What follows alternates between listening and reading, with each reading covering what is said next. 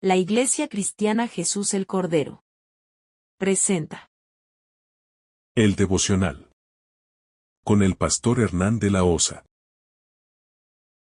nutriéndonos cada mañana con la palabra de Dios, bajo la guía del Espíritu Santo. Bienvenidos. Bienvenidos al devocional. Mis estimados oyentes, estamos una vez más aquí para conectarnos con el Señor.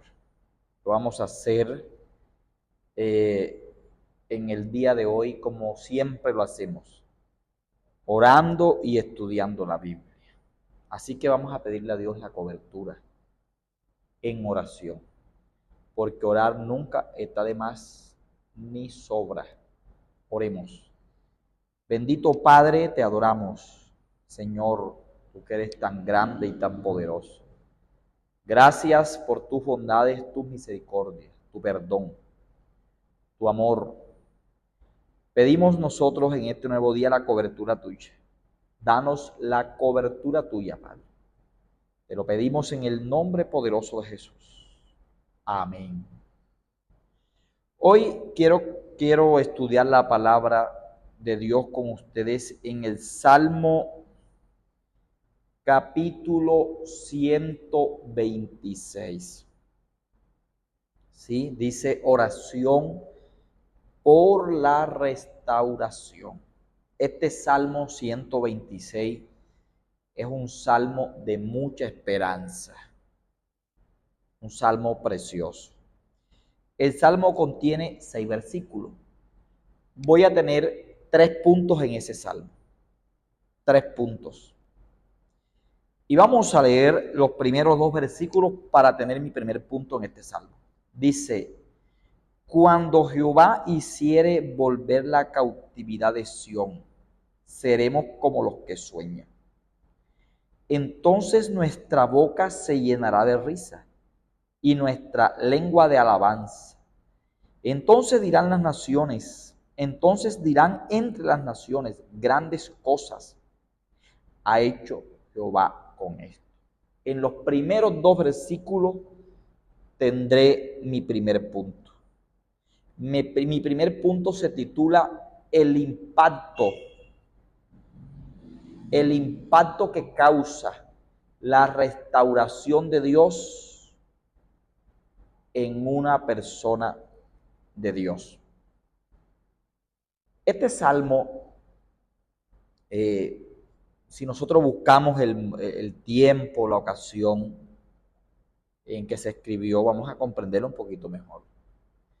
Este salmo nos narra a nosotros la experiencia de restauración que tuvieron los judíos después de la cautividad de Babilonia. El pueblo de Dios fue llevado cautivo a Babilonia por 70 años. ¿Por qué causa? Por desobedecer a Dios en sus mandamientos, por no vivir de acuerdo a los principios que Dios les había establecido. Y cuando estuvieron cautivos, esas personas padecieron tantas cosas, sufrieron tantas adversidades, muchas veces tuvieron tantas malas experiencias, que tal vez llegaron a pensar que no tenían más oportunidades con Dios, que estaban desechados de Dios, que no se iban a poder levantar nunca más. Pero el Salmo nos muestra cuán grande es Dios. Y Dios le dio la restauración a su pueblo. Y cuando Dios restauró al pueblo de Israel, después de ese montón de años, después de 70 años, esto causó un impacto tremendo en el pueblo de Dios. La restauración causa un impacto tremendo en una persona de Dios, porque la restauración no es algo natural. restaurarse un creyente que ha caído en pecado, una persona que le ha fallado a Dios, no es algo que pueda hacerse naturalmente. Eso es algo que ocurre sobrenaturalmente. Y como esto ocurrió de una manera sobrenatural, porque el pueblo de Dios no contemplaba esa posibilidad, parecía algo muy difícil, es cuando ellos escriben este salmo, por el impacto que causó la restauración, porque era algo sobrenatural. Ese impacto fue tan tremendo que el versículo 1 dice: cuando Jehová hiciere volver la cautividad de Sión, seremos como los que sueñan. El impacto era tan grande en el pueblo de Dios que parecía un sueño. Y parecía un sueño porque para que una persona apartada de Dios se restaure, tiene que pasar algo sobrenatural. Eso es algo que solamente lo puede hacer Dios. En mi recorrido como cristiano de casi 30 años y más de 20 años de ministerio, he visto personas apartadas de Dios, sobre todo personas que se apartaron y pecaron voluntariamente, que pecaron con conciencia. Y he visto a esas personas intentar levantarse muchas veces y las he visto no poder. Las he visto no poder, porque y lo han intentado, pero la restauración es algo sobrenatural. Por eso para los judíos parecía que fuera un sueño el día que Dios los restauró. Ellos pensaban que estaban soñando, pensaban que era un sueño, que habían recuperado la comunión con Dios, la cobertura de Dios. Es algo sobrenatural. He conocido ministros, pastores, evangelistas, que se apartaron de Dios voluntariamente y los he visto intentar la restauración y vuelven otra vez a lo mismo, porque la restauración es algo sobrenatural,